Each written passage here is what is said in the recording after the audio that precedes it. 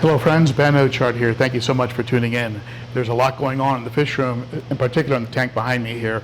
I think it's all for the good. So let me go ahead and show you what I did.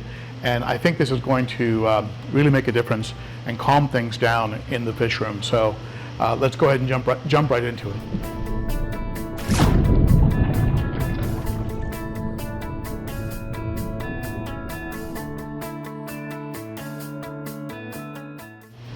By the way, if you're new to the channel and you'd like to support the channel, be sure to hit that subscription button, the bell, and the thumbs up, all that good stuff. Tells YouTube something good is going on. And if you want to support the channel further, consider becoming a member of the Garage Gang and clicking on that Patreon icon and under the banner of the channel, and it'll tell you how to become a Patreon, and you'll get sneak peeks of future videos and videos that are just for Patreon members, just for Garage Gang members. So thank you to all of you who've done that already. I appreciate it.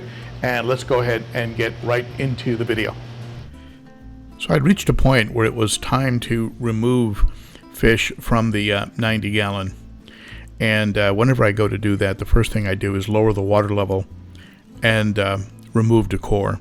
These fish are just so fast. The timing of this was actually pretty good because it was time for me to clean up some of these plants. The fish I wanted to remove first and foremost was the male Nicaragua cichlid.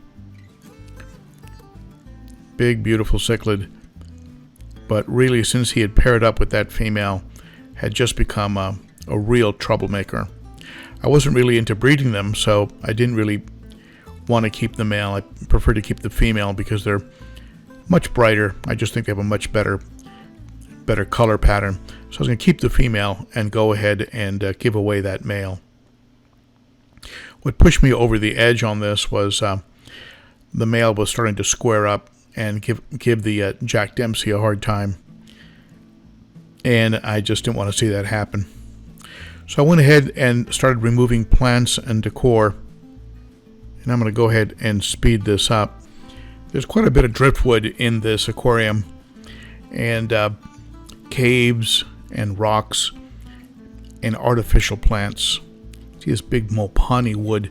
That twisted thick wood is Mopani wood from Zoomed. The caves are from underwater galleries. You see that Mopani wood is just beautiful. I'm looking forward to using some of that type of wood in the 300 gallon project. I have a lot of these underwater gallery caves. I was hoping that would help with the aggression, and it did for a little bit, but ultimately it still got violent.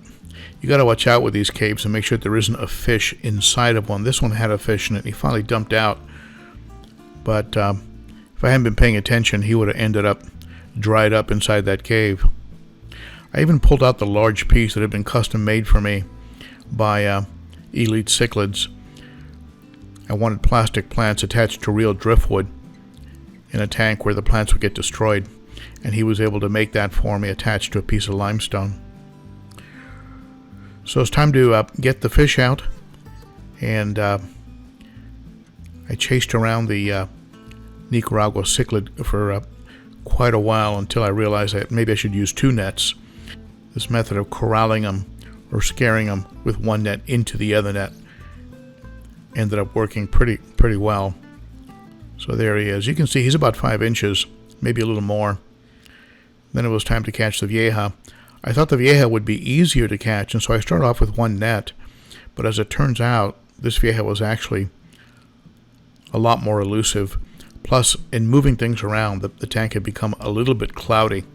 So I thought I could get her with 1 net, but that was just not working out. Eventually what happens is the fish will tire out and make it a little easier to catch.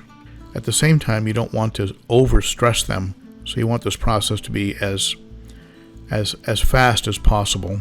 So I finally came to my senses and decided, okay, you know what, I think I'm going to have to use 2 nets with this one as well, even though I thought I could catch her with 1.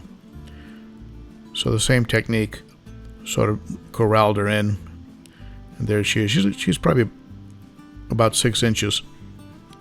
Here they are. You can see them.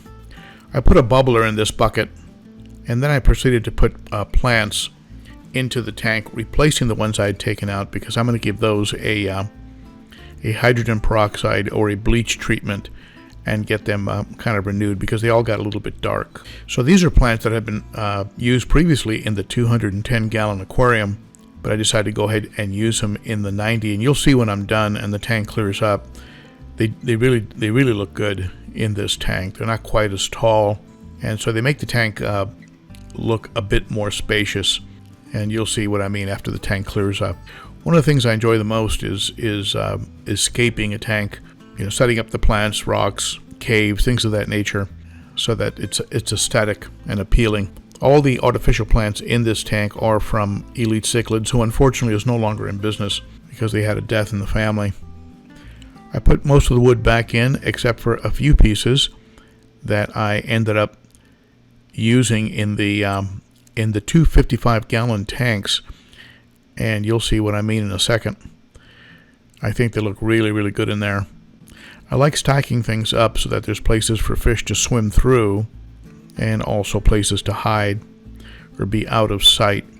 I want to get your take on how I scape this, and you'll see a very clear picture of it in just a little bit. That's a piece of wood that I picked up locally here at the Aquatic Critter, attached to a piece of slate so it stays down, doesn't end up floating away.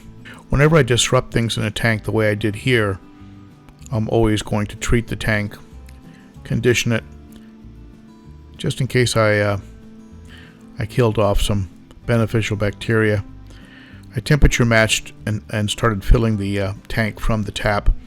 This is that big piece that was from Elite Cichlids. I'm going to detach the wood and clean the plants with either hydrogen peroxide or bleach, and they'll be completely restored to a perfect green, as opposed to what you can see now where they have a little bit of a black on them.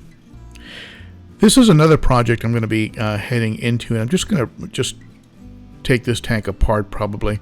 It has some cherry barbs in there, but I tell you, I think just break it down and not use it. I don't like the way the fish can get under that shelf of the 3D background and sort of be out of sight. It sort of defeats the purpose of having a tank, and its original purpose was for the betta, was for Mr. Mustard, and he's very happy in this tank. So I think what I'm going to do is just add some substrate to this tank and some plants and some driftwood, and just let him live in this tank, which he seems to be perfectly content in. So here you see the tank has cleared up, and you can see the smaller plants give the tank a bit more space, and the fish are no doubt going to still get into a few chases now and then, but I think the kind of antagonism that comes from having breeding going on is over. There's the female, Nicaragua, probably wondering where her husband is at. Those Geoceremonensis, they tend to go after each other, but they will end up eventually separated from the rest of these fish, like the Salvini. The Salvini and the Nicaraguas are just a little bit too rough for them. There's also an AC Hecali in there, and the larger Vieja. But with this new scape, even the red shoulder was coming out, cruising around. I mean, the whole sort of vibe of the tank changed, both with the look of the tank and also by ending off the constant battle for territory that was going on with those Nicaragua cichlids. And Tomasita, my Jack Dempsey, used to be called Tom. Now Tomasita, since I discovered it's a female, but now the Jack Dempsey even seems a little calmer. I wanted to keep that big Vieja. It's just a big, beautiful fish. Hopefully he'll get along with the Zonatus when I put him in the 300. That Salvini is absolutely gorgeous. That's a recent pickup. When I dropped off the fish, I picked up a few cardinal tetras for the 29-gallon community tank project. I've got embers in there and red serpa and all manner of fish. Even got a little pagoda. Picked up a pagoda snail, put him in there. Have a couple extra rummy nose. There's 3 of them in there now. The lemons are looking really nice, becoming more and more lemony over time. And I think I'm just going to load this tank up with more plants. And I just turned it into a full-blown community tank. This was supposed to be the holding tank while I got the other planted tank going, but since I'm not going to be using that one, I'll just let this one become a planted tank. I picked up a couple more plants. I'll leave them temporarily in this Hydra Horizon aquarium until I decide what to do with them. You can see those two tall plants near the front. There's that pagoda snail. Here's the Zonatus, and you can see what I did with that wood that I pulled out of the 90. It's a piece of that Mopani wood, Zoomed Mopani wood, using it to hide that heater. And here's a piece of wood that I took off of that large piece of slate, that combination of wood and plastic plants from Elite Cichlids. So that piece of wood on the left side there was attached to that piece of slate. So I unscrewed it, and now I'm using it here. I think it's a really nice piece of driftwood. And of course I can't end off without giving you a glimpse of the 210. The fish in this tank, as you can see, are doing well, chasing me around, thinking it's time to eat. Of course, they always think it's time to eat. But those are the changes I made. And it took a little work and a 30-mile drive to the pet store, but I think it's worth it. So that's the update. What are your thoughts? Share them in the comments below, and be sure to visit on Saturday for the Cichlids and Coffee live stream. That's Saturday at 11 a.m. Central. Hope to see you there. That's 9 a.m. Pacific, noon Eastern. We get into all kinds of great fish keeping topics. And I'm going to run off and get these fish over to the Aquatic Critter here in Nashville. All right. Thank you for tuning in, my friends. Bye-bye.